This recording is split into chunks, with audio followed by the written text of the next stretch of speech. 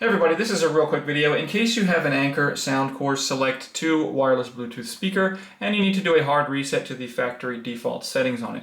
You're going to want to do this reset for one of two reasons. The first one is troubleshooting in case you're having any issues with this speaker not working. Maybe it's not connecting to your phone or other device, or maybe it's not syncing or pairing with Bluetooth properly, or it keeps disconnecting. Any issues like this can very often be fixed with a factory reset. Now, if you decide to just go ahead and get a new speaker, I'll go ahead and put a link in the description to a speaker that I have and I like a lot. But anyways, the second reason that you might want to do this is just for whatever reason where you want to delete all the pairing history, wipe it all clean, all the settings, so that you can just go ahead and set this speaker up like it's a brand new speaker that you're just taking out of the box. It's really easy to do. With the power on, we're just going to come in and we're going to find the Bluetooth button here and the volume button here, and we're just going to press and hold each of these buttons simultaneously for about 5 to 10 seconds.